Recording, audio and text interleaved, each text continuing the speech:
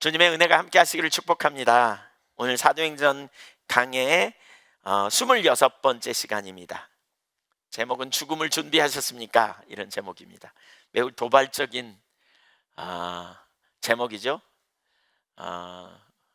사람은 태어나면 한번 누구든지 다 죽게 되잖아요. 그렇죠? 근데 우리는 죽음을 별로 생각 안 합니다. 죽음에 대하여 먼 나라 이야기처럼 생각합니다. 그러나 우리가 살아가는 세상은 불확실한 세계예요.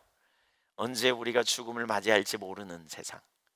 그래서 우리는 그리스도인으로서, 하나님의 백성으로서 죽음의 문제를 좀 생각해 봐야 한다는 거죠. 오늘 본문은 스데반을 순교하는 장면입니다. 두 가지를 살펴보기 원해요. 죽음의 문제를 살펴보기 전에 먼저 교회에 정말 하나님의 백성들에게 정말 중요한 자세 중에 하나는 바로 성령을 쫓아 행하는 사람들이어야 한다는 거죠. 그러니까 갈라디아서 5장 16절에 너희는 성령을 쫓아 행하라.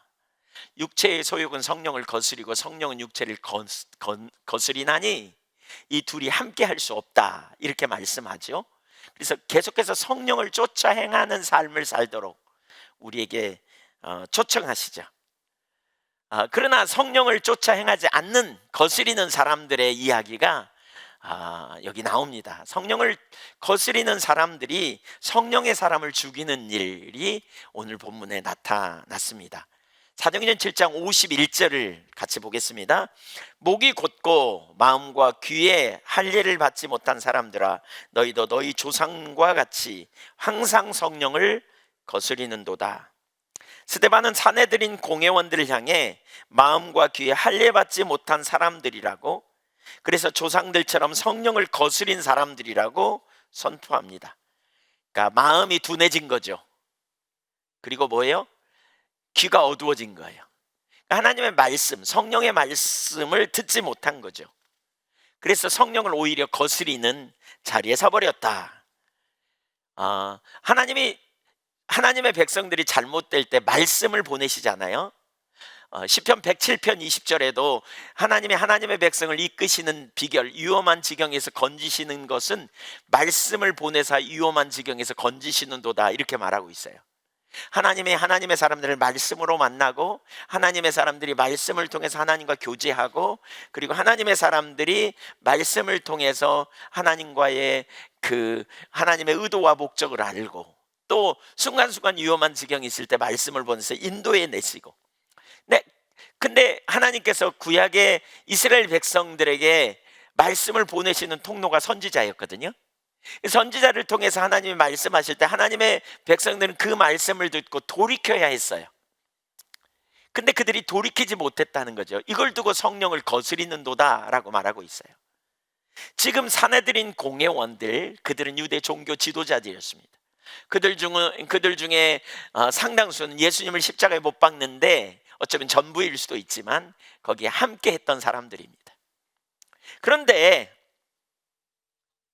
스데반의 설교를 통해 그들은 하나님의 말씀을 그들이 듣게 됩니다. 그때 그들이 어떤 반응을 보이는가를 54절에서 우리가 보겠습니다. 같이 읽죠. 그들이 이 말을 듣고 마음에 찔려 그를 향하여 이를 갈거늘. 스데반의 설교를 듣고 어떻게 했다고요? 마음에 찔렸다. 그 말은 뭔가 자기들의 상태를 인식하게 되었다, 이런 의미입니다. 그렇다면 그들은 마음에 찔리게 된 말씀을 깊이 생각하고 상고해 보면서 회개의 기회로 삼아야 했습니다. 그러나 도리어 분노를 터뜨렸다는 거예요. 하나님의 말씀의 기능이 그러잖아요. 우리 히브리서 4장 12절에 보면 하나님의 말씀은 살았고 운동력이 있어, 활력이 있어, 좌우의 날선 어떤 검보다도 더 예리하여, 그렇죠?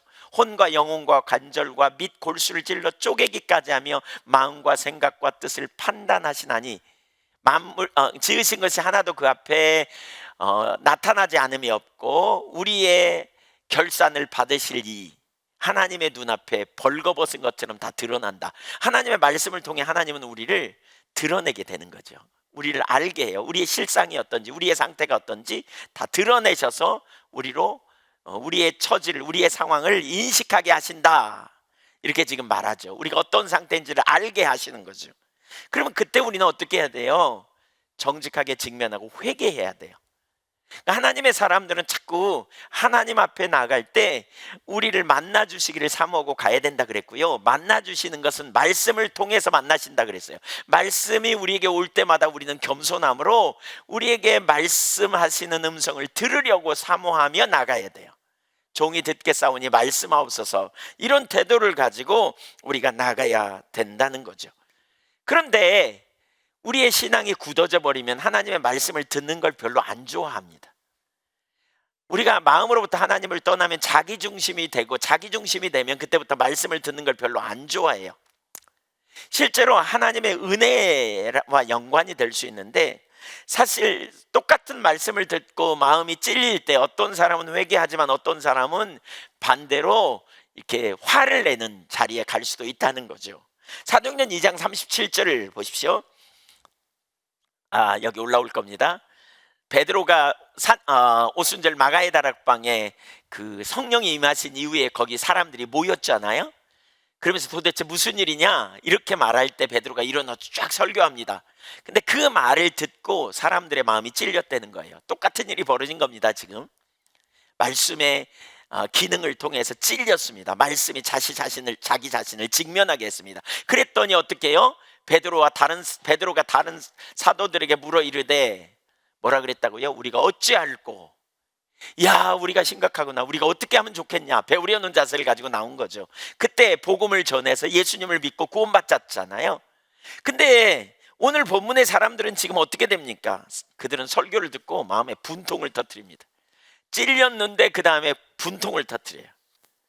우리의 본성은 자기를 보호하려는 경향을 갖습니다. 자기중심적으로 돌아가면 자기 합리화하고 말씀 앞에 정직하게 직면이 안 돼요. 자꾸 합리화하고 보호하고 이렇게 가요. 여러분 아세요? 말씀을 들으려는 귀가 어두워진 사람들은 하나님의 말씀이 자기 삶을 흔들어 놓는 것을 못 견디합니다. 참지 못합니다. 그냥 달콤한 이야기, 부드러운 이야기에 귀를 기울이면서 자기가 잘하고 있고 꽤 괜찮은 신자라는 사실을 확인받고 싶어하는 것이 우리 인간의 본능입니다. 설교 시간에도 와서 좀 부드러운 이야기, 좀 듣기 좋은 이야기, 편안한 이야기 이런 얘기하고 난 좀 신앙생활 잘하고 있구나 이런 것을 확인받고 싶어하는, 그러면서 좀 감동적인 그러한 이야기를 통해서 좀 그래도 이렇게 가야 되지 않겠나, 그럼 내가 그렇게 해야 되겠군 이러면서 그런 설교를 좋아합니다. 어떤 분이 저한테 그러시더라고요. 교회 건축하고 나서 어떤 목사님이 예한교회도 채워야 될 거 아니냐고. 광주의 어떤 교회에 사람들이 되게 많이 몰리더라. 그래서 내가 그 교회 가봤다. 그랬더니 그 교회는 진짜 편안하게 해주더라.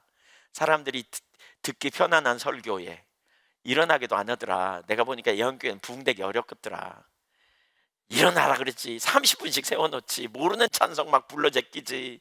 찬양 불러 제끼지. 거기다가 설교를 그냥 또 엄청 강하게 설교하는데, 이 목사 교회 부흥하고 싶어? 그러면 안 돼.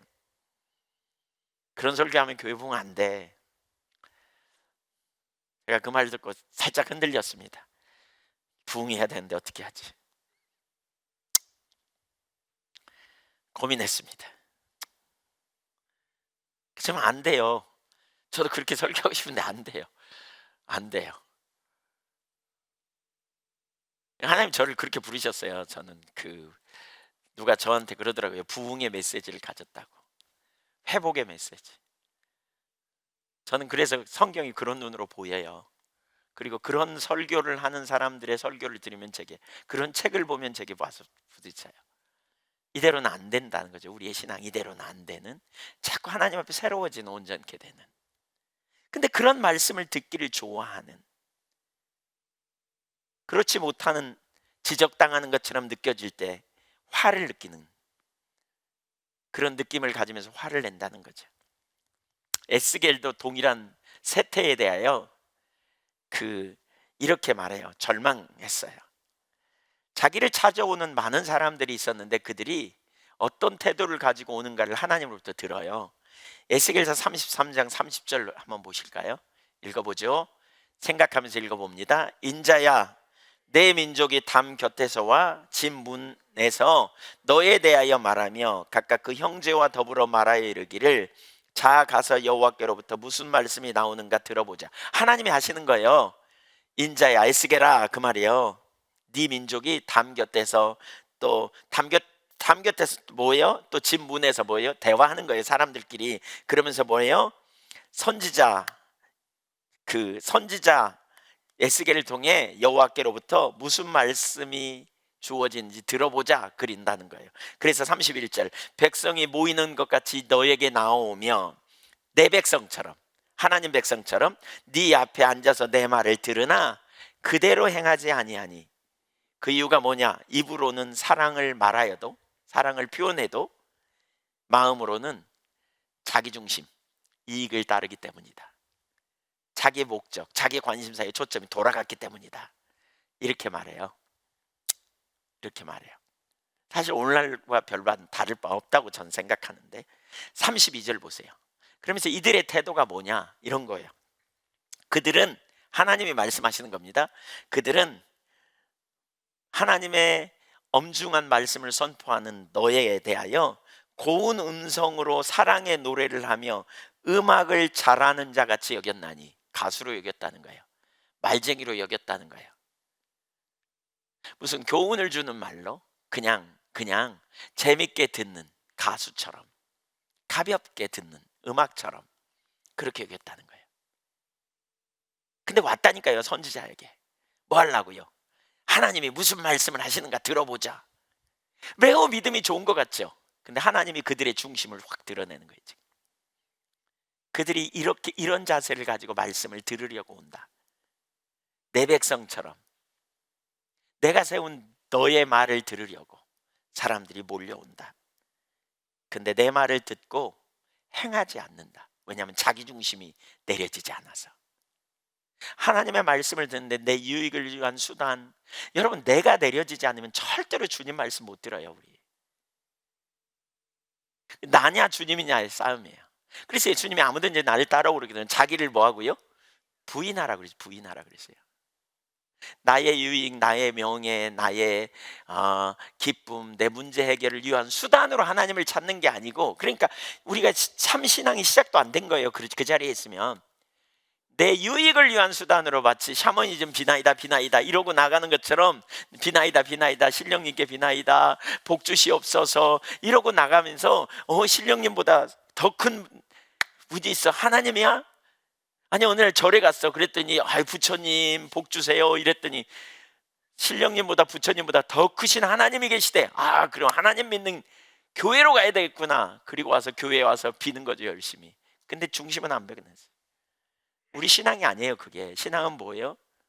우리 신앙은 하나님이 우리를 사랑하셨고 우리를 위하여 독생자를 아끼지 않고 구원해내신 놀라운 은혜를 받은 자로서 우리는 그 하나님을 사랑하는 거예요. 우리의 앞날을 생사화복을 주님께 맡기고 우리는 그 하나님을 신뢰하고 그 하나님을 의지하고 살아가는 거예요. 하나님이 우리의 주권자시고 하나님이 우리의 필요를 채우실 걸 믿음으로 신뢰하며 나아가는 거죠. 그렇기 때문에 우리는 뭐예요? 하나님께 맡기고 우리는 그분을 사랑함으로, 경외함으로, 무엇보다 그분의 말씀이 생명인 걸 알고 그분을 의지하는 자리로 가는 거예요. 여전히 교회 안에 샤머니즘적인 사고체계가 팽배되죠. 복의 근원, 하나님 복의 근원이세요. 근데 그 하나님께 복을 얻는 것은 그분이 생명이시기 때문에 생명이신 그분이 나와 함께 할 때 그분의 생명이 우리에게 넘치는 게 복이지, 우리가 복을 얻기 위해서 하나님을 의지하고 나가는 게 아니지요. 그렇죠? 네, 아니죠. 살아계신 주, 우리의 참된 소망이 되신 주님이시잖아요. 그렇죠? 그래서 오늘날 우리 그리스도인이 진짜 경계해야 될 영역이죠.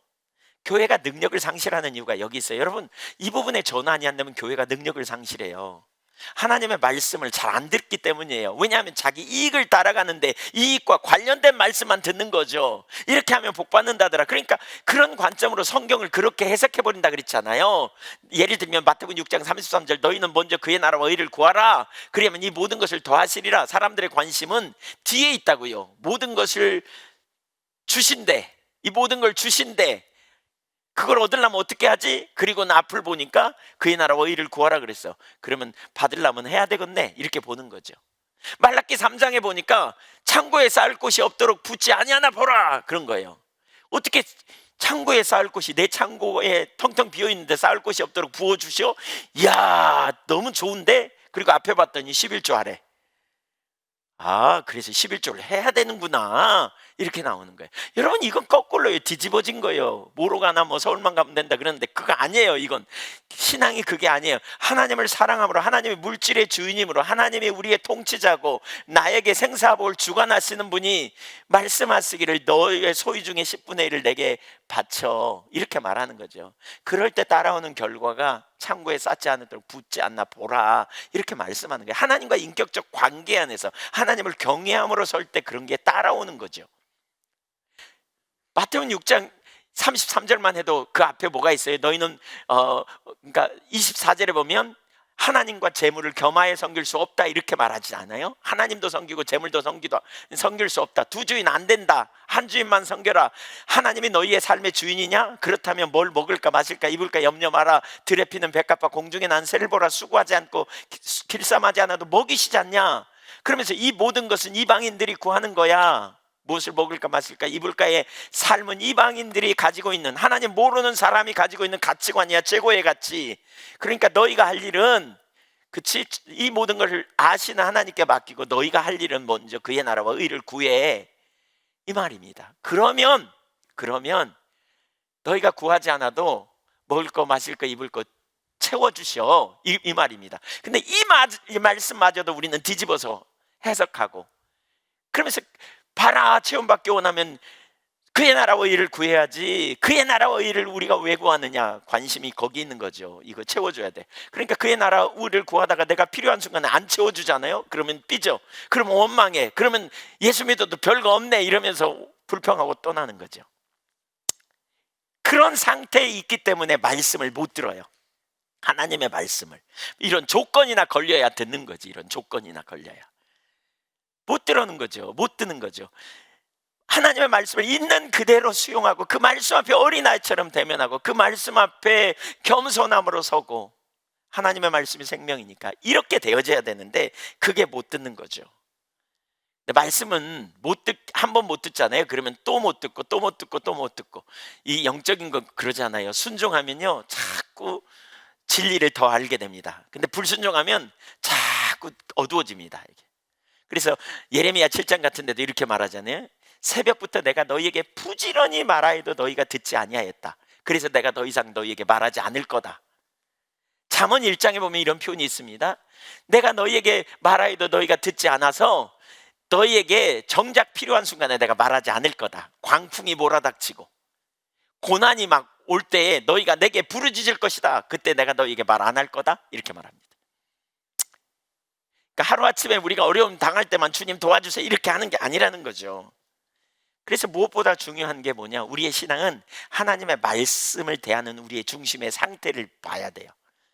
하나님의 말씀에 우리가 경각심을 가지고 깨어있는 게 얼마나 중요한지 몰라요. 확실히 그들은 마음과 귀에 할례를 받지 못해 성령을 거스렸다, 이렇게 말하죠. 마음으로부터 하나님을 떠나면 자기 중심으로 돌아갑니다.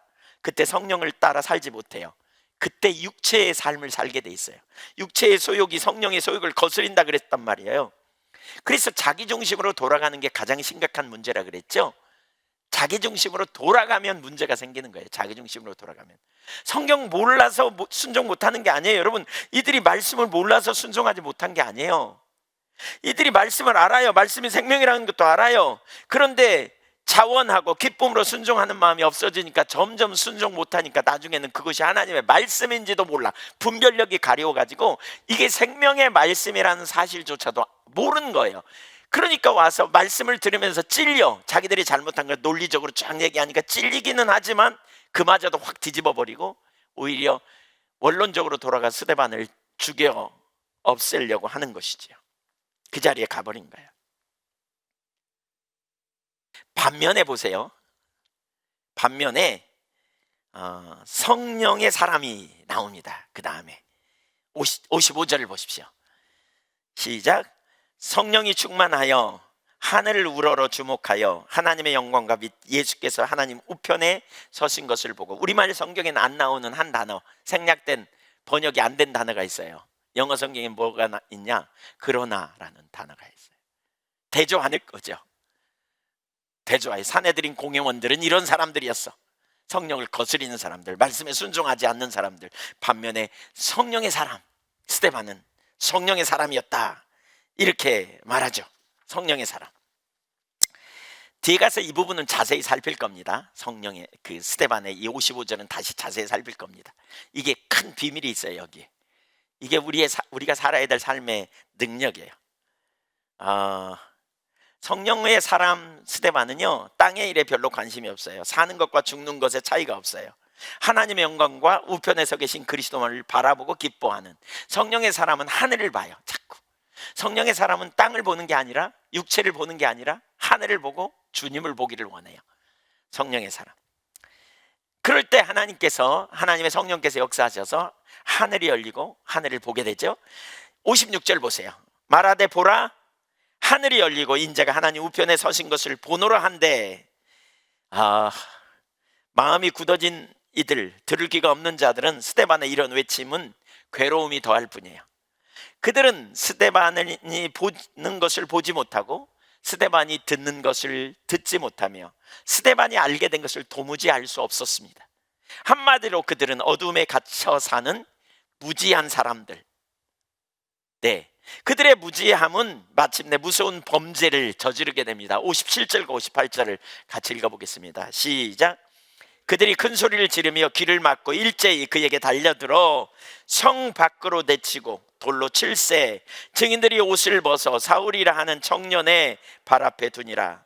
여기 사울이라 하는 청년의 발 앞에 뒀다. 사울이 나오잖아요. 그렇죠? 나중에 사울은 어떤 사람입니까? 바울입니다. 신약성경에 제일 많이 나오는 바울. 신약성경 13권이 그의 이름으로 기록됐잖아요. 바울. 그러니까 여러분, 바울은 영적 거장입니다. 그런데 그도 지금 불신앙의 자리에 가 있다는 거 아세요? 예. 확실히 그래서 우리에게 은혜가 필요해요.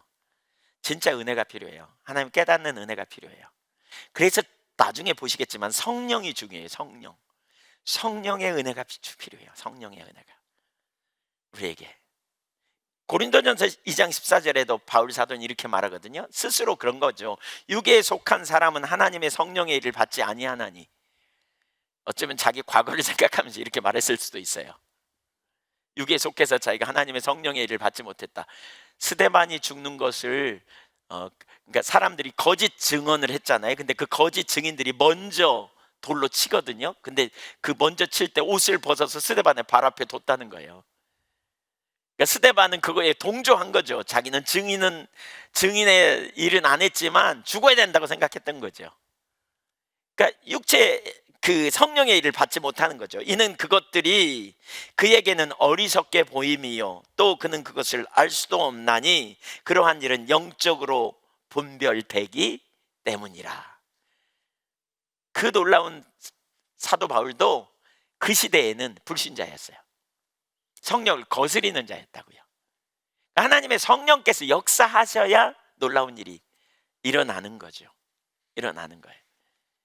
한편으로 그래서 우리에게 참 은혜가 필요하고요. 우리가 성령으로 충만할 때 말씀으로 충만하다라고 말하죠. 에베소서 5장 18절에 성령 충만을 똑같은 그러한 단어를 쓰면서 골로새서에서는 말씀 충만으로 표현하고 있거든요. 성령 충만은 말씀 충만이에요. 우리가 말씀에 계속 순종하고 나갈 때 성령으로 충만한 삶이 되는 거죠. 예. 지금 우리에게 정말 필요한 것 중에 하나는 그거죠. 하나님 앞에 사무엘처럼 고백하는 자세가 필요해요. 이 시대에 저와 여러분에게. 한번 사무엘상 3장 10절 보실까요? 사무엘상 3장 10절 여기 올라옵니다. 시작. 여호와께서 임하여 서서 전과 같이 사무엘아 사무엘아 부르시는지라 사무엘이 이르되 말씀하옵소서 주의 종이 듣겠나이다. 주의 종이 듣겠나이다 말씀하옵소서. 우리가 하나님 앞에 이런 자세를 항상 견지해야 돼요. 기독교가 능력이 없는 이유는요, 굳어져서 그래요. 기독교가 능력이 없는 이유는 한 번 인격적 관계를 맺고 한 번 주님의 은혜를 받고 그 다음에 굳어져 버려요. 우리가 안 자라는 이유가 바로 여기 있어요. 그러니까 바울 사도는 뒤에 있는 건 잊어버리고 앞에 있는 걸 잡으려고 달려간다. 왜 그랬을까요? 왜요? 계속 주님과 신선한 만남이 있고 주님의 말씀이 계속 자기의 삶을 깨닫게 하시고 더 깨닫게 하시는 자리로 이끄시는, 뒤에 나오지만 제가 최근에 하나님께 저에게 정말 큰 은혜를 주신 것 중에 하나가 놀라운 은혜를 깨닫게 하셨어요. 자꾸 영적인 진리를 깨닫게 해주신다고요, 우리에게. 그러니까 우리가 뭐 해야 되냐? 겸손해야 돼요. 한 번 신앙생활하고 끝이 아니에요. 한 번 다 예수 믿고 그리고 신앙생활 어떻게 하는지 몇 가지 배우는 것으로 끝나는 게 아니에요. 그러니까 어떤 분은 그럼 배워야지, 그리고 그냥 속성과로 그냥 성경 공부 몽땅 해가지고 단번에 배우려고 해요. 네, 근데 성경 공부하는 건 중요하지만 있잖아요, 거기에 뭐가 필요해요? 성령님이 조명하셔서 그 시점에 깨닫게 하시는 은혜가 필요해요. 그래야 알아요. 그러니까 우리는 계속해서 하나님 앞에 아는 지식으로가 아니라 계속 깨닫게 해주시기를 갈망하고 사모하는 자리로 가야 돼요. 사무엘이 이렇게 하나님 앞에 사무엘과 같은 이런 자세를 갖잖아요. 그럴 때 능력이 있어요. 오늘날 교회가 능력이 없는 이유가 여기 있어요. 사무엘을 보세요. 사무엘이 이런 자세를 취하고 나가니까 3장 19절에 사무엘에 이렇게 말하거든요. 사무엘상 3장 19절 같이 읽어보죠. 시작. 사무엘이 자라매 여호와께서 그와 함께 계셔서 그의 말이 하나도 땅에 떨어지지 않게 하시니. 하나도 땅에 떨어지지 않게. 이게 무슨 얘기예요? 굉장한 말씀의 사람이죠, 사무엘은. 하나님의 말씀이 사무엘의 삶에서 떨어지지 않고 사무엘을 통해 선포된 말씀이 떨어지지 않았다니까요. 교회가 오늘날 수없이 하나님의 말씀은 선포되는데 얼마나 많이 떨어져 땅에 짓밟혀 버립니까? 밭에 떨어진, 길에 떨어진 씨앗처럼. 그러니까 능력이 없는 거예요. 사실 이런 역사가 나타나야 돼요. 하나님의 말씀이 사람들의 밭에 떨어져서 그 말씀이 우리의 삶을 이끌고 가는, 근데 우리가 너무 타성해졌고 습관해졌는, 이걸 깨야 돼요. 이게 성령을 거스리는 거예요. 다른 게 아니에요. 성령은 말씀으로 우리를 인도해요. 그러니까 말씀 앞에 정직하고 말씀 앞에 어린아이처럼 대면하고, 말씀이 그렇다면 내게 정말 힘들고 어려워도 자기를 부인하고 그 말씀에 정직하게 대면하여 나아갈 때 놀라운 승리가 있어요. 믿으십니까? 네, 최근에 우리 지체 중에 한 분이 설교를 들으면서 자신의 상태를 이렇게 하나님이 보게 하셨다 그래요. 그리고 나서 회개하고 돌이켰대요. 그랬더니 하나님이 큰 선물을 주셨다고 이렇게 간증했어요. 하나님 말씀을 들으면 어떤 때는 엄청 싫을 때가 있어요. 다 알아요. 저도 엄청 저 자신도 해봤어요. 나들으라고 하는군 막 이런 생각이 들면서, 누구 통해 또 들었다냐 막 이런 생각이 들면서 막 싫어요. 그러면 그냥 정이 떨어져. 막 안 하고 싶어. 막 너무 인간적인 것 같아. 이렇게 보여요. 우리 안에 자기 본성이 이렇게 합리화하려는데 익숙하기 때문에 그렇죠. 우리도 모르는 순간에. 죄송합니다. 여러분 말이 아닙니다. 제 말입니다. 제 말. 제가 그런 경험이 있다니까요. 저도 어떤 때는 설교를 들으면, 다른 분의 설교를 들을 때 저에게 그렇게 하나님이 말씀하시는 것을 저가 합리화하고 변호하려는 경향이 있다니까요. 근데 그걸 거부해야 돼요. 그걸 거부하고 10개 중에 1개만 해당돼도 내가 그렇다고 하나님 앞에 인정하고 회개하고 나가면요, 임재가 회복됩니다. 은혜가 회복돼요. 이게 되게 중요하더라고요. 이게 되게 중요해요. 그때 우리는 말씀의 무게감, 능력을 알아요. 하나님의 말씀의 그 능력을 알아요. 그렇지 않으면 수도 없이 듣긴 하는데 말씀의 능력이 뭔지 몰라요. 여전히 자기를 부인하고 자기를 변호하는 자리에 우리가 서기가 정말 쉬운 거죠. 사랑하는 여러분, 이 시대에 교회가 회복되려면 말씀이 우리의 삶을 견인해 가야 돼요. 말씀이 저와 여러분을 이끌어 가도록 우리가 자꾸 말씀 앞에 주도권을 드리고 나가야 돼요. 그런 자리에 설 수 있기를 주님의 이름으로 축원합니다. 두 번째, 죽음이 준비되셨습니까? 죽음의 주제로 나갑니다. 사도행전 7장 59절과 60절을 보겠습니다. 그들이 돌로 스데반을 치니 스데반이 부르짖어 이르되 주 예수여 내 영혼을 받으시옵소서 하고 무릎을 꿇고 크게 불러 이르되 주여 이 죄를 그들에게 돌리지 마옵소서 이 말을 하고 자니라. 자, 여기 제일 마지막에 뭐라 그랬어요? 이 말을 하고 자니라 그랬어요. 자니라. 스데반은 죽은 게 아니라 잔대요. 자. 예, 잤어요? 죽었어요? 죽었어요. 근데 영원한 죽음이 아닌 거죠. 하나님 편에서 볼 때 잔 거예요. 여러분 성경에 보면 특별히 사도행전, 누가에 의해 기록된 사도행전이잖아요. 사도행전 5장에 보면 아나니아와 삽비라의 죽음에 대해서는 뭐라 그러냐면 그 혼이 떠나갔더라 이렇게 표현하거든요. 근데 스데반의 죽음은 잔이라 이렇게 표현해요. 영원한 죽음이 아니라는 거죠. 잠시 잠들었을 뿐임을 말하는 거예요. 복음을 품고 무덤에 들어간 자는 무덤에 머물러 있지 않습니다. 복음은 우리의 생명이기 때문에 그렇습니다. 스데반이 순교했지만 그 순교는 죽음을 통해서 일했다는 사실을 우리는 볼 수 있어요. 주님께서 무덤에서 일어나셨듯이 죽음에서 호련히 일어나는 역사가 있습니다. 그는 마치 어린 씨앗, 어떤 씨앗이 죽어 새로운 생명으로 태어나듯이 그는 복음을 위해 죽었습니다.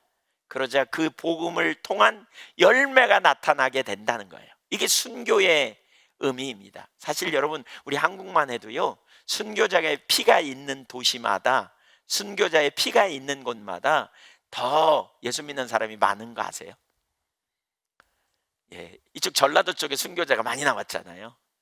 예, 여기 여수에 또 이쪽 그 어디죠? 저기 증도 같은 데는 교회가 뭐 80% 90% 예수 믿는 사람이 순교자의 피를 먹고 자란다 이런 표현이 있어요.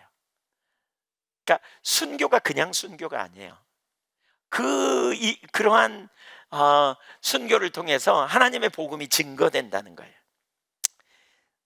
스데반의 부활은 먼 훗날의 이야기가 아닙니다. 씨앗이 죽었을 때 복음의 능력으로 인해 그 생명은 여기저기서 새롭게 태어났습니다. 그중 하나가 스데반의 죽음을 끝까지 지켜보았던 사울, 훗날 바울이 되는 사울에게 나타납니다. 58절을 한번 읽어볼까요? 시작. 성 밖으로 내치고 돌로 칠세 증인들이 옷을 벗어 사울이라 하는 청년의 발 앞에 두니라. 여기 왜 사울의 이야기가 나올까요? 사실 조금만 지나면 이제 사도행전은 사울 이야기로, 이 바울, 지금 이 사울, 바울 이야기로 꽉 채웁니다. 사도행전만 채우니까 로마서부터 시작해가지고 그냥 사도 바울의 이야기 서신으로 쫙 채워집니다. 근데 그는 불신자였다. 근데 그가 변화되었다. 그런 거죠. 어떻게요? 성 어거스틴은 스데반에 대해서 이 부분에 대해서 이렇게 얘기해요. 스데반이 기도하지 않았더라면 사울은 설교자가 되지 못했을 것이다. 스데반이 죽으면서 저들의 죄를 용서하여 주옵소서라고 기도한 기도의 응답으로 거기 있던 사울이 변화되어 바울이 되었을 거라고 말하는 거죠. 찰스 스펄전 목사님은 이렇게 표현하더라고요. 바울은 스데반의 제자다. 바울의 설교를 가만히 보면 스데반의 설교의 영향을 엄청나게 받았다. 이렇게 말해요. 스데반은 바울의 사상을 그러니까 스데반은 바울의 사상을 싹 틔운 씨다. 이렇게 말합니다. 바울은 결국 누구의 영향을 받았다는 거예요? 스데반의 영향을 받았다는 거예요. 스데반의 영향. 스데반은 사울을 통해 땅끝까지 이르러 예수 그리스도의 증언자로 또다시 부활한 것이죠. 이게 순교의 능력. 그래서 순교의 죽음은, 그리스도인의 죽음은 결코 헛된 죽음이 아닙니다. 자, 여기서 우리는 더 나아가 이제 스데반이 돌에 맞아 죽음을 맞는 모습을 좀 더 상세히 살펴보려고 합니다. 그는 성도가 맞는 죽음의 모범을 우리에게 보여줍니다. 스데반은 죽음의 상황에서 육신적으로는 정말 고통스럽고 두려웠을 만한 상황입니다. 보통 어떤 사람이 임종하면, 돌아가시면 어떻게 해요? 가족들이 와서 지켜봅니다. 그를 사랑하는 가족들이 그의 손을 잡고 또 흐느껴 울면서 그를 위로하고 또 안타까워하면서 죽음을 지켜보잖아요. 이런 죽음은 참 복된 죽음 중에 하나죠.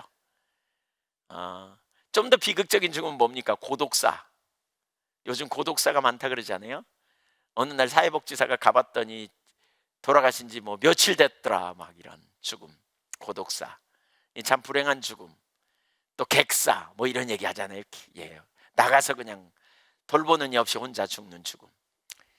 스데반의 죽음은요, 이 모든 죽음보다 더 비참한 죽음이에요. 그 주변에는 그를 조롱하고 분을 내면서 그를 돌로 치는 무리들만 있었어요. 그리고 그가 죽기를 바라는 마음으로 돌을 던지는 이들만 있었어요. 여러분, 그 앞에 있을 때 무슨 생각이 들겠어요? 얼마나 두려워할 만하고 얼마나 힘들겠어요. 그런데 성경 본문을 자세히 보면 놀랍게도 스데반은 평화롭고 확신에 차 있습니다. 죽음의 공포가 하나도 없습니다. 당황하지도 않습니다.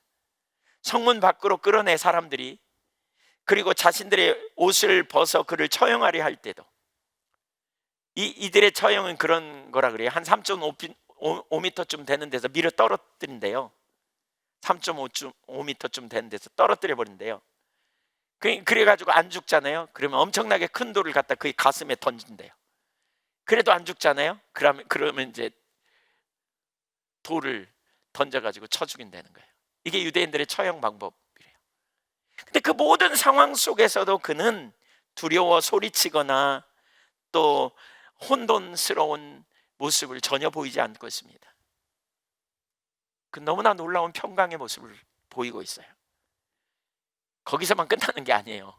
더 나아가 그는 자기의 영혼을 하나님께 의탁하고요, 자기를 돌로 치는 자들을 향해 위에서 하나님 앞에 기도하는 거예요. 주님 앞에, 주님, 저들의 하는 걸 알지 못한다고 저들을 용서해 달라고.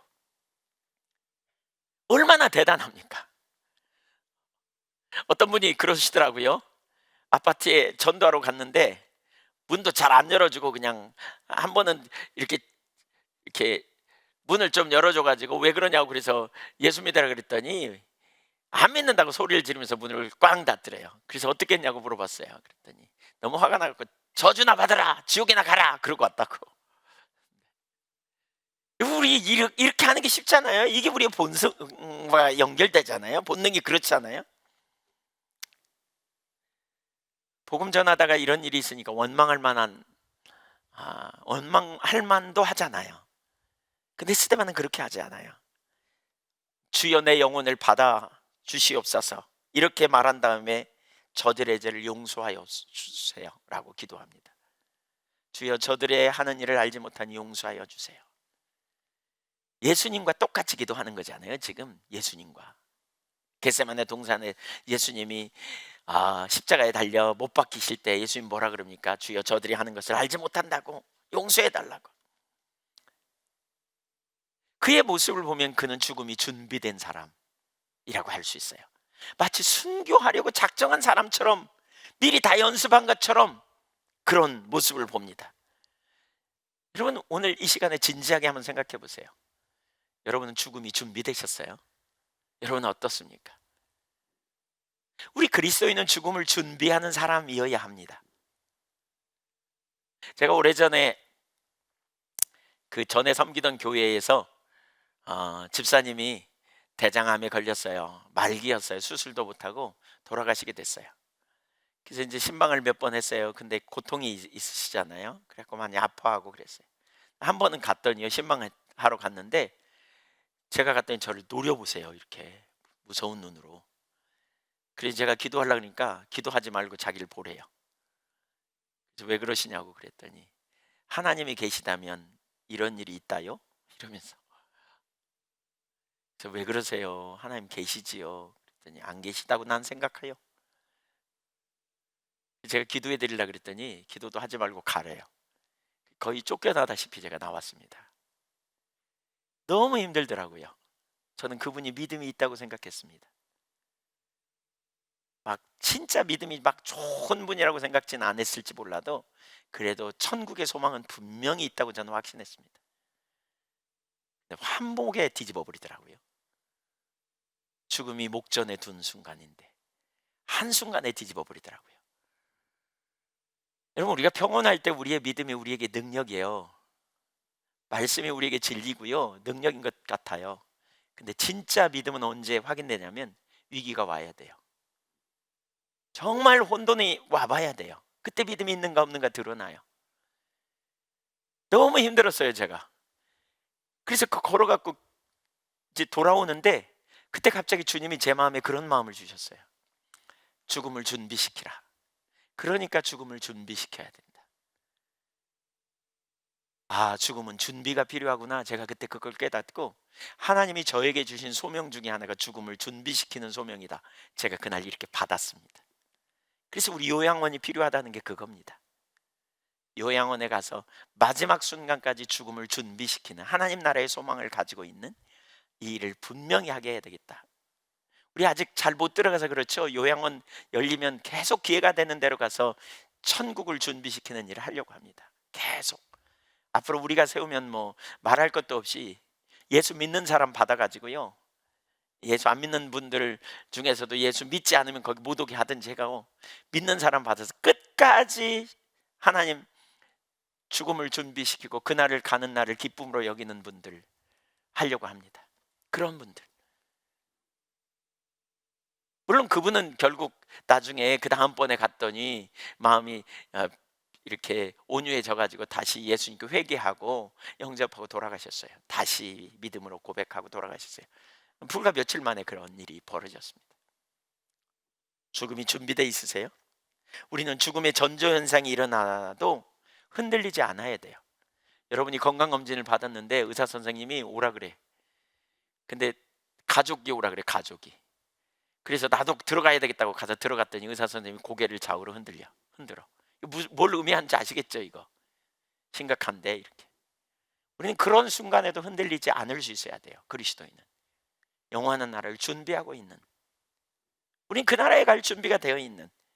스펄전의 글에 보니까 스펄전 목사님의 글에 이런 표현이 있어요. 우리가 태어날 때 둘러선 사람들은 모두 웃음을 띄었을 때, 우리가 태어날 때 왜 사람들이 웃잖아요, 태어났을 때. 근데 우리는 울었습니다. 그와 같이 우리가 죽을 때 둘러선 사람들이 모두 울 때 우리는 웃어야 할 것입니다. 이게 그리스도인의 죽음을 준비된 사람의 모습이라는 거예요. 가족들은 슬퍼서 울어. 근데 우리는 웃어. 기쁨이 있어. 그 나라에 갈 준비를 하는 거죠. 모든 사람들 가운데, 그러니까 죽어가는 그리스도인이 그가 떠나서 하늘로 올라갈 때 그 방에 있는 모든 사람들 가운데 유일하게 평온하고 침착하고 기뻐하는 모습을 보일 수 있어야 합니다. 그가 기대하는 것을 이야기하면서 미끄러지듯이 부드럽게 영광으로 들어갑니다. 영광으로 하나님 나라에 들어가는, 이것이 성도의 죽음입니다.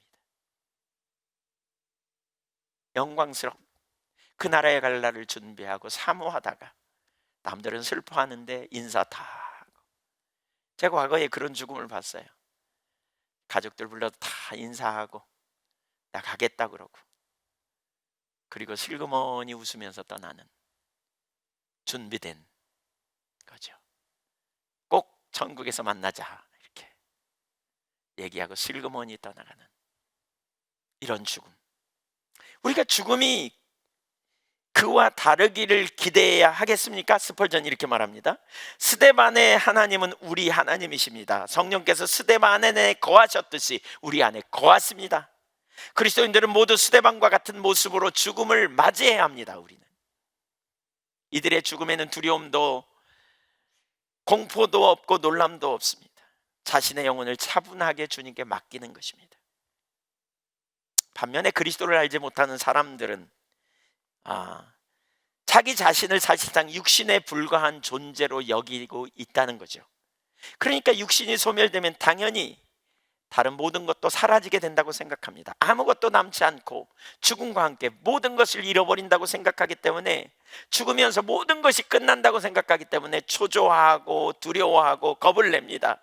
그래서 그들에게는 죽음보다 더 무서운 게 없습니다. 그래서 어떻게 하면 안 죽을까? 어떻게 하면 이 땅에서 더 오래 살아볼까? 그러나 여러분, 죽음은 피할 수 없는 거잖아요. 모두 다 가잖아요. 아무도 피할 수 없잖아요. 그 전에 주님이 쏘고 오시면 몰라도. 그래서 그들이 생각할 때 죽음은 끔찍한 거예요. 서서히 다가오는 망령 같은 것. 세상은 이런 죽음의 공포를 떨치려고 했습니다. 그래서 잊어버려요. 죽음의 문제를 잘 안 다뤄요. 죽음을 잘 생각 안 해요. 우리 그리스도인은 이 땅에서 잘 살아야 돼요. 그러나 죽는 것도 잘 해야 돼요. 죽는 것도 잘 맞이하려면 죽음을 준비해야 돼요. 준비되었는지 여러분 살펴보세요.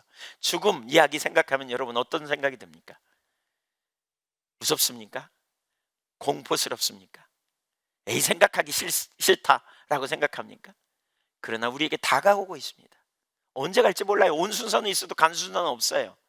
우리는 죽음을 준비하는 자리에 있어야 된다는 거죠. 그리스도인은 육신이 죽어도 영이 있음을 압니다.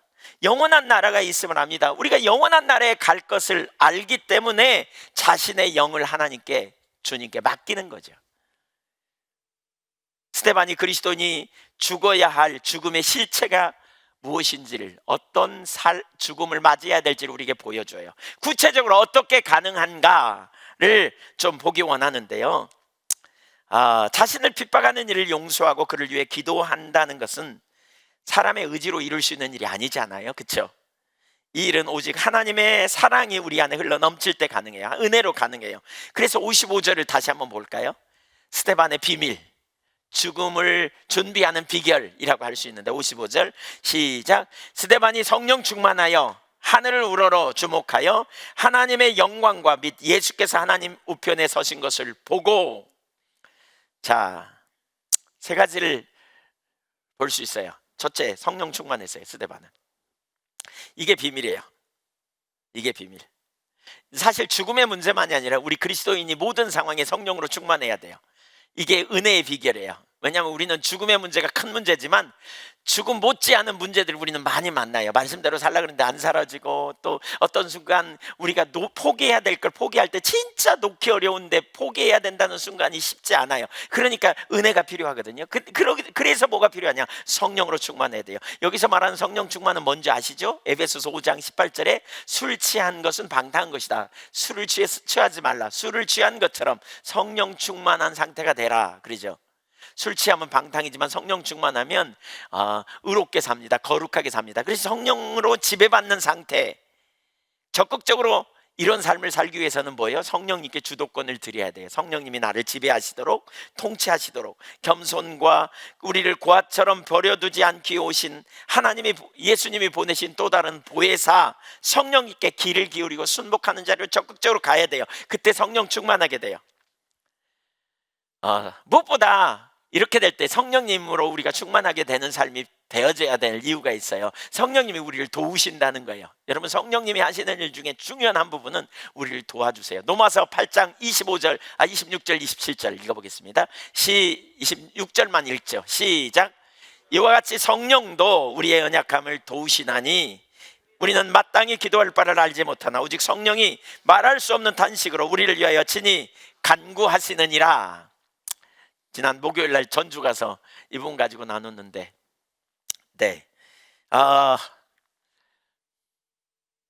여기 이 구절 가만히 보세요. 성령도 우리의 연약함을 도우신다 그랬잖아요. 우선 하나는 성령님은 우리의 연약함을 아신다는 거예요. 여러분, 연약합니까? 강합니까? 네, 어떤 영역이 강하지만 대부분의 영역이 연약합니다. 결심해도 넘어지죠. 또 우리는 자기중심으로 자꾸 돌아가죠. 사랑하겠다고 말하지만 잘 안 되죠.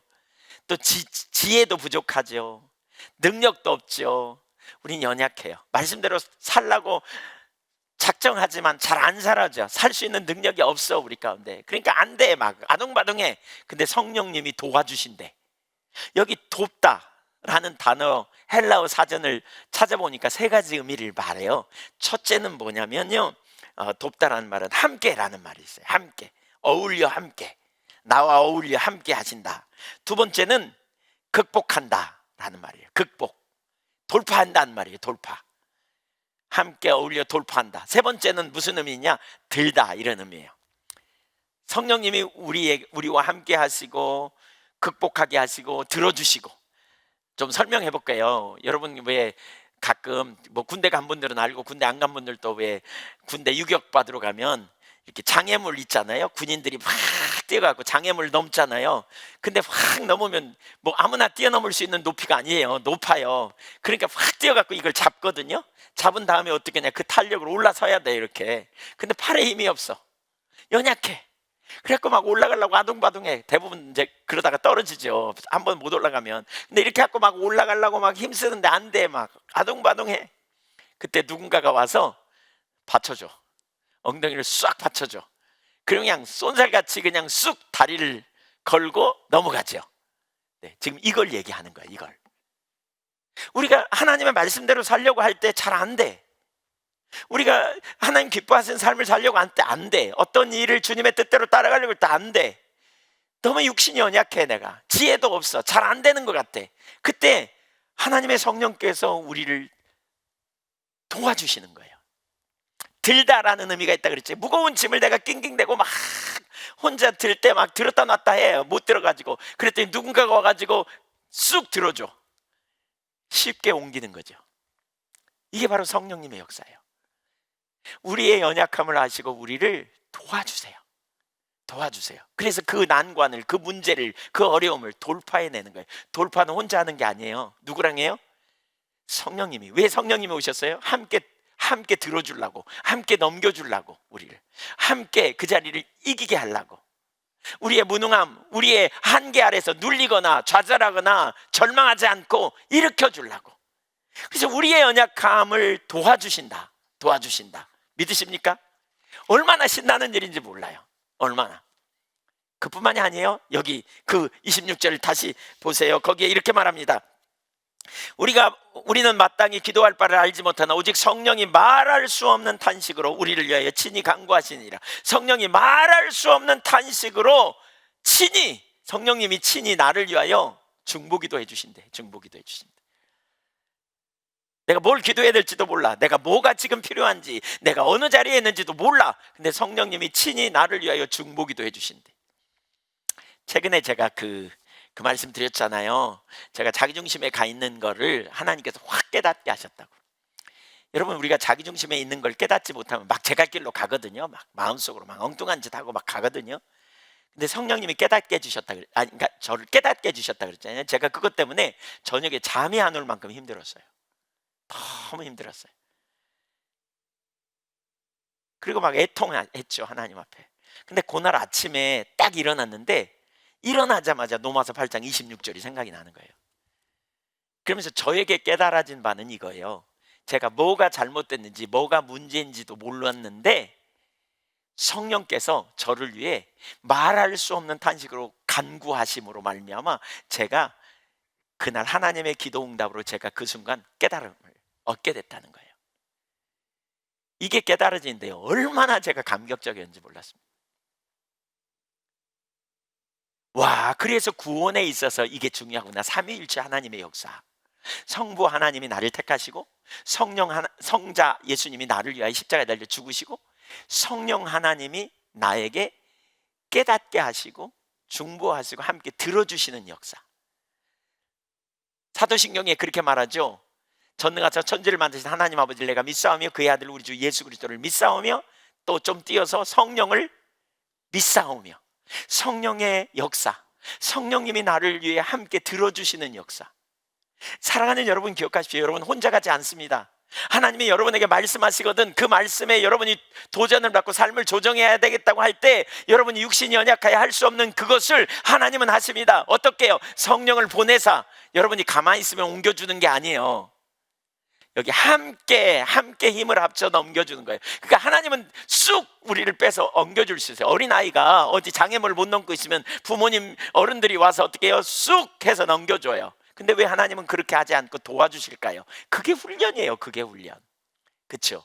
하나님 의지하고 나아가는 거죠. 내가 해보려고 내 의지를 가지고 나아가는 거죠. 그때 성령께서 도우심으로 말미암아 함께 저와 여러분의 삶을 일으켜 세우고 새롭게 하시고 회복시키시고 인도해 가시는 그런 은혜가 우리에게 부어진단 말입니다. 성령 충만을 사모하십시오. 여러분, 성령으로 사십시오. 성령을 믿으십시오. 성령을 의지하십시오. 지금 어떤 일을 결정할 때 힘듭니까? 너무 아픕니까? 용서해야 되는데 용서가 안 됩니까? 성령님을 의지하십시오. 성령님이 여러분의 그 스트레스를, 성령님이 여러분의 그 무거운 짐을 함께 들어주셔서 여러분을 넘겨놓으실 거예요. 그래놓고 잘했다 그러시죠. 잘했다고. 그래놓고 잘했다고 상 주실 거예요. 우리의 변화는 우리에게 있지 않아요. 우리의 능력에 있지 않아요. 그 로마서 8장 23절 이하에 보면 모든 피조물도 탄식한다. 25절에 보면 성령의 처음 익은 열매를 맺은 우리까지도 탄식한다. 뭘? 거기 앞부분에 보면 재림을 기다리는 것, 그리고 변화되는, 성화되는 삶을 사는 것, 힘들어요. 그러니까 탄식한다는 거예요. 성령의 처음 열매를 맺은 우리까지도, 바울 사도가 자신을 포함해서 힘들다는 거예요. 근데 그때 뭐냐? 성령이 말할 수 없는 탄식으로 우리를 도와주세요. 우리를 도우세요. 우리는 그래서 성령의 능력으로 살아가는 거예요. 능력으로. 내 자원이 아니에요. 성령의 은혜로. 성령의 은혜로. 그래서 성령의 은혜라고 표현하죠. 성령의 은혜.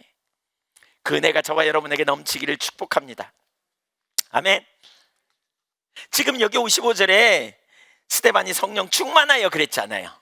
충만하여. 그래서 그 다음에 무슨 일이 벌어졌어요? 그 순간 필요한 은혜를 부어주시는데 하늘을 열어주세요. 하늘을 열어주세요. 여러분, 하나님의 영광을 보고 하나님 보좌 우편에 앉아 계신 예수 그리스도를 보게 해주세요. 스데반이 그 일을 감당할 때 필요한 은혜를 주시는 거예요. 제가 오래전에 그러니까 신학을 하겠다고 결단했거든요. 성경 공부를 하다가 신학을 해야 되겠구나, 하나님 나를 부르시는구나. 그래서 제가 결단했어요. 저는 꿈을 잘 그렇게 빈번하게 꾸는 사람이 아닙니다.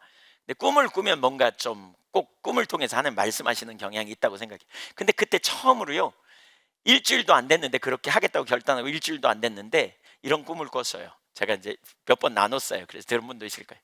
근데 제가 꿈을 꿨는데 뭐냐면, 예수님이 십자가에 달려 못 박히는 걸 재현한대요. 근데 그때 예수님 역할을 하는 사람이 저예요, 보니까. 그래갖고 저를 끌고 가더라고요, 십자가 있는 대로. 그래서 제가 이렇게 끌려갔어요. 근데 너무 막 긴장이 되는 거 있죠. 그래서 내가 저 가서 기도 좀 하게 해달라고 그랬더니 갔다 오래요. 제가 거기 좀 가가지고 뭐라고 기도했냐면, 주님 할만하시거든, 이 잔을 내게서 지나가게 하옵소서. 그러나 내 뜻대로 마옵시고 주 뜻대로 하옵소서. 막 얼마나 절박하게 기도했는지 몰라요. 그리고는 이제 왔어요. 그랬더니 저를 눕혀요. 그랬더니 진짜 못을 여기다 갖다 놓고 이렇게 대고 때리려고 하는 순간 제가 깼어요. 큰일 날 뻔했어요. 근데 그 순간 깼어. 그래가지고 이제 제가, 우리 여기 이몽기 목사님이 제 청년 때 선생님이세요. 지금 은퇴하셔가지고 여기 와 계시는데, 이몽기 목사님에게 제가, 목사님 제가 이런 꿈을 꿨는데 이게 무슨 일인지 하고 일어났더니 땀이 흠뻑 젖었더라고요. 도대체 무슨 꿈인지 모르겠어요. 그랬더니 아무렇지도 않다는 듯이 이 다음에 순교하려고 그러는 모양이구만. 그래서 제가 그때부터 저도 모르게 이제 순교자 컴플렉스가 제 속에 생긴 겁니다. 나 순교할지 몰라. 그럼 만약에 순교하면 어떻게? 와, 난 못할 것 같은데, 안 될 것 같은데. 여러분, 순교는 아무나 하는 게 아니에요. 그 순간 하나님이 감당할, 성령께서 은혜를 부으시는 거예요. 여기 성령께서 하늘을 열어주셨어. 그리고 하나님의 영광의 보좌를 보게 하고 예수 그리스도의 서심을 보게 하신 거예요. 거기 너무나 놀라운 일이 일어난 거죠. 여러분, 이렇게 바울 사도 스데반이 담대할 수 있었던 비결이 어디에 있는가를 우리가 분명히 봐야 돼요. 그 순간 하나님이 필요한 은혜를 그에게 부어주신 거예요. 하늘이 열려. 성령으로 충만하면 성령님이 저와 여러분의 삶에 필요한 은혜를 부으세요. 능력을 부어주시고요, 우리를 도와주시고 우리를 붙들어 주세요. 믿습니까? 하나님이 우리를 부르셨다면 그 길로 이끄신다고요. 놀라지 마세요. 감당할 능력을 주님이 주세요. 그래서 저는 우리 자신을 보는 게 아니라 주님을 보며 믿음으로 가는 거예요. 제가 목회자로 부르심을 받으면서 제 스스로의 능력으로 할 수 있다고 생각했는데 이게 아무것도 아니라는 걸 발견했어요. 결국 주님의 능력 주시는 주님 능력 안에서 우리가 감당할 수 있다라는 사실을 깨닫게 되는 거예요. 주님의 능력. 하늘이 열리면서 두 번째 우리가 볼 수 있는 하나님이 주신 은혜 중에 하나가 뭐냐? 하나님의 영광을 보았습니다. 하나님의 영광을 보았습니다. 참 신앙은 다른 차원의 세계를 봅니다. 눈에 보이는 세계가 아니라 다른 차원의 세계, 영적인 세계를 보는 것이지요. 거기 하나님의 영광은 하나님의 임재하심을 가시적으로 인식하는 걸 말하고요, 스데반은 그 영광에 압도되었을 겁니다. 그리고 담대할 수 있었습니다. 영광에 압도되어서. 고린도후서 3장 18절을 보면 그런 표현이 있습니다. 우리가 다 수건을 벗은 얼굴로 거울을 보는 것 같이 주의 영광을 보며 그와 같은 형상으로 변화하여 영광에서 영광에 이르니 곧 주의 영으로 말미암는다. 하나님의 영광을 보는 만큼 우리가 하나님의 형상으로 닮아요. 근데 이건 누구의 역사다? 성령의 역사다. 그래서 하나님의 영광을 성령의 역사로 볼 수 있어요. 성령님이 계시면 그 순간 필요한 은혜를 우리에게 부어주신다니까요. 능히 감당하도록. 하나님을 그래서 신뢰하는 거예요. 성령을 믿으십시오. 아멘. 요한계시록 4장과 5장과 7장에 보면 하늘나라 예배가 그런 예배잖아요. 하루 종일 서서 하나님을 예배해요. 보면서 증해요. 어떻게 그렇게 예배를 다 드릴 수 있을까 생각이 돼. 근데 그때는 육신을 가지고 있지 않기 때문에, 아니 신령한 몸으로 변화되기 때문에 피곤하거나 그러진 않을 거예요. 그럼에도 불구하고 그렇게 예배할 수 있는 이유는 뭐냐? 하나님의 영광을 목도하면 그 영광에 압도되어서 너무나 감격해서 우리가 그런 예배를 드릴 수 있을 거라는 거죠. 그 영광을 보는 눈이 열려지기를 축복합니다. 세 번째, 예수님을 보았습니다. 보좌 옆에 서 계신 예수. 이건 대단히 큰 의미가 있습니다. 중요한 의미가 있어요. 스데반은 유대인이었고요, 어쩌면 스데반은 예수님을 따랐던 무리 중에 한 사람이었을 수도 있어요. 예수님에게 말씀을 배웠던 사람, 예수님이 잡히는 광경을 목격한 사람. 근데 예수님이 잡힐 때 어떻게 해요? 무력하게 잡혔어요. 하나도 정하지도 않고 어쩌면 허무하게 잡혀간 거예요. 자기 선생님이. 그것도 막 두드러 맞는데 아무 저항도 못해. 그리고 십자가에 비참하게 달려 돌아가셔 버렸어. 너무나 비참하게. 근데 하나님의 능력으로 사흘 만에 부활하셨네. 그리고는 하늘로 승천하셔서 가시면서 이렇게 말하는 거예요. 내가 너희를 위하여 처소를 예비하러 간다. 이렇게 말하는 거예요. 스데반은 이 모든 걸 믿었어요. 그래서 그는 믿음으로 선포했고요, 믿음으로 이걸 나눴어요. 근데 있잖아요, 믿음으로 선포하고 믿음으로 말했는데요, 결정적인 순간에 바로 그렇게 말씀하신 예수님이 하늘 보좌 우편에 진짜로 앉아 있는 거예요. 여기서 말하는 예수, 왜 주님이라고 않고 왜 성자라고 하지 않고 왜 예수님이라고 그랬을까? 인간 예수를 말하거든요. 베들레헴의 마구간에 그 어린아이로 온 인간 예수, 공생의 30년 동안 목수의 아들로 보냈던 예수, 십자가에 달린 그 인간 예수, 인간을 대표하는, 그럼에도 불구하고 우리의 연약함을 아시고 우리의 연약함을 도우실 하나님의 아들 예수. 왜 예수라고 표현했을까? 인간 예수, 눈에 보였던 예수, 자기가 따랐던 예수를 본 거예요. 예수를 본 거예요. 하늘과 땅의 모든 권세를 가지고 앉으신, 모든 원수의 권세를 깨뜨리고 마지막에 사망의 권세마저도 무너뜨리고 영광의 보좌 위에 높이 앉으신 하나님의 아들 예수 그리스도. 여러분, 저와 여러분도 그날에는, 지금은 희미하게 볼지 모르지만 그날에는 얼굴과 얼굴을 마주대하듯이 보게 될 줄로 믿습니다. 스데반은 이 믿음 가지고 있었다니까요. 근데 결정적인 순간 성령이 충만하니까 그가 순교당할 시기에 놓이니까 이런 은혜를 그에게 부어주신 거예요. 믿음으로 그가 알았지만, 분명히 한 거죠. 희미하게 알았지만 선명하게 보는 역사가 일어난 거예요. 그 예수님이 자기의 죽음을 보며 앉으실 수가 없어서 벌떡 일어나가지고 자기를 바라보고 자기의 손을 잡아주려고 서 계심을 보았을 때, 그래서 그는 자기의 영혼을 그 주님께 의탁할 수 있었고, 그래서 그는 그 주님 앞에 그들의 영혼을 맡기며 평온하게 그 나라에 들어갈 준비를 한 거죠. 바로 이 일이 우리에게 일어나야 된다는 거예요. 이 일이. 이런 은혜를 경험했어요. 바울 사도도 이런 은혜를 경험했던 사람이에요. 죽음이 준비된 사람. 그래서 빌립보서 1장 21절에 보면 이렇게 말합니다. 내게 사는 것이 그리스도니 죽는 것도 유익함이라. 사나 죽으나 나는 유익해. 난 그리스도 안에 살고 그리스도로 말미암아 죽고. 난 그리스도 안에 속한 사람이야. 또 디모데후서 4장 7절을 보세요. 나는 선한 싸움을 싸우고 나의 달려갈 길을 마치고 믿음을 지켰으니 이제 후로는 나를 위하여 의의 면류관이 예비되었으므로 주 곧 의로우신 재판장이 그날에 내게 주실 것이며 내게만 아니라 주의 나타났음을 사모하는 모든 자에게도니라. 이것이 우리에게 예비된 축복입니다. 믿으십니까? 우리는 압니다. 지금은 거울로 보는 것 같이 힘이 하나 그날에는 얼굴을 마주 대하듯이 보며 영광의 임재 안에서 영원히 살게 될 것을 압니다. 사랑하는 여러분, 지금 질문은 심각한 질문입니다. 여러분 죽음이 준비되셨습니까? 죽을 준비 되셨느냐고요? 당장에 오늘 밤에 주님이 여러분 데려가신다 그러면 준비되셨습니까?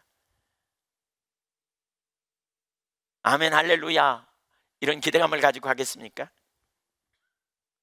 우리는 언제 죽을지 알지 못합니다. 세상은 아주 불확실합니다. 우리는 죽음을 준비해야 합니다.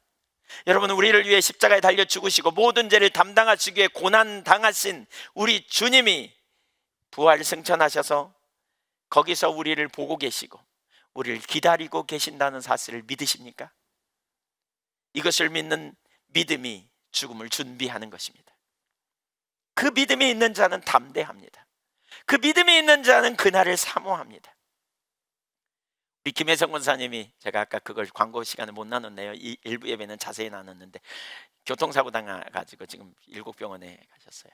어떻게 당했는가 어제 신방 가가지고 제가 물어봤더니 좌회전 하려고 기다리고 있는데 뒤에 차가 안 보고 때려버렸대요. 우리가 실수 안 해도 그런 일이 생겨요, 여러분. 그러니까 핸들을 약간 틀어놓고 있잖아요. 그러니까 때리니까 그냥 갑자기 놀래가지고 그냥 차가 나갔죠. 이쪽에서 오는 차가 정면으로 들이받은 거예요. 차가 폐차시킬 만큼 심각한 상태인데 그나마 감사하게도 이렇게 갈비뼈에 금이 가는 정도로 이렇게 그나마 밤새 안녕이라는 말이 있어요. 우리 인간이 언제 갈지 몰라요. 아마 오늘 설교를 들으면서 김혜성 권사님 아마 더 절박할 것 같아. 경험했으니까. 죽음을 목전에 경험한. 우리는 영원한 나라에 갈 준비가 되어 있는지 봐야 돼요. 여러분, 평안할 때는요 다 준비된 것 같아요. 그날이 안 보이니까. 근데 어려움이 와봐야 우리의 믿음이 증명돼요. 아직 멀었을 것 같죠? 인간이 강건하면 80, 70, 80 얘기하는데 우리는 80, 90, 100세까지 얘기할 수 있죠. 그래도 죽어요. 문제는 그 죽음 앞에 어떤 준비를 하고 있는가를 정직하게 직면해 봐야 돼요. 그 문제 가지고 기도해야 돼요. 해답이 아직 안 보이면 씨름해야 돼요. 난 영원한 나라의 소망을 두고 살아가는 사람인가? 우리가 무슨 일을 만나는지 미래를 알지 못하지만 실제로 담대할 수 있는 비결은 그 믿음입니다. 스데반은 주님을 보고 잠들었습니다. 다시 깰 때가 있음을 보았습니다. 조금도 죽음을 두려워하지 않았습니다. 그 은혜가 지금 우리에게 필요합니다. 순교만이 아닙니다. 죽음만이 아닙니다. 우리가 이 땅에 살아갈 때 죽음만큼 힘든 일들이 많습니다. 죽음만큼은 아닐지라도 힘든 일이 많습니다. 말씀대로 살아갈 때 우리는 연약해 얼마나 자주 넘어지고 실패하는지 모릅니다. 불합리한 일을 우리가 경험합니다. 그럼에도 불구하고 우리는 하나님의 말씀대로 용서하라고 그러니까 용서하려고 합니다. 그런데 잘 안 돼요. 그러니까 징징대죠. 연약하니까. 그래서 우리에게는 이런 은혜가 필요한 것이죠. 우리는 이런 은혜를 힘입어 살아야 돼요. 성령에 의한 삶을 살다가 필요한 순간 성령님이 조명해 주셔서 하늘이 열리고 말이죠. 우리가 귀로만 듣던 예수님을 눈으로 보는 역사도 일어나면 좋겠어요. 흔하게 생각지 마세요. 스데반도 죽을 때 한 번 봤어요. 이거 안 보인다고 나는 이렇게 하시면 안 돼요. 아마 때 되면 보여주실 수도 있고 안 보여줄 수도 있어요. 그래도 우리는 믿는 거죠. 충분하니까 안 보이시는 거예요. 때 될 때 하나님께서 다른 은혜를 우리에게 깨닫게 하시고 이런저런 은혜로 우리를 일으켜 세우시고 우리는 그 은혜로 살아가야 돼요. 그 은혜로 사는 거예요.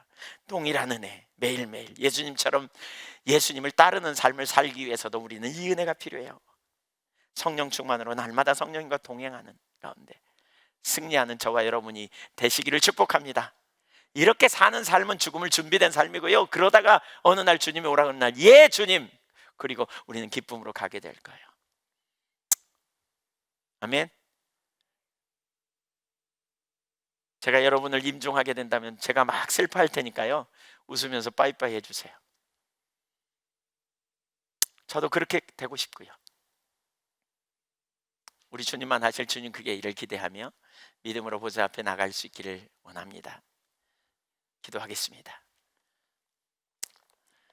같이 눈을 높이 들으세요. 여러분, 우리 스데반처럼 하늘을 우러러 보십시오.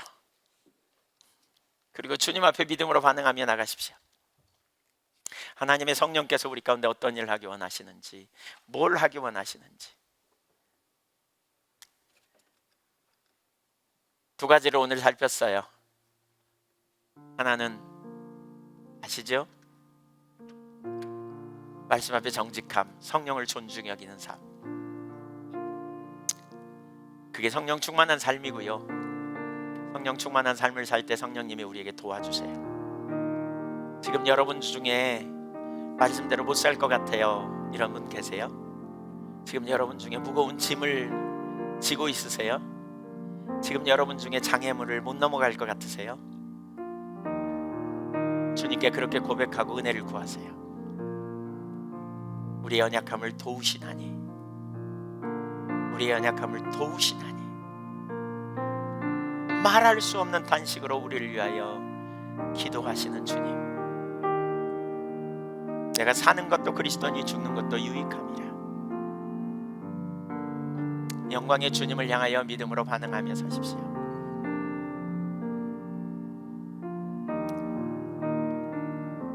같이 하나님 앞에 기도하는 시간 갖겠습니다. 생각나는 대로, 깨달아지는 대로 자연스럽게 우리 같이 기도하겠습니다.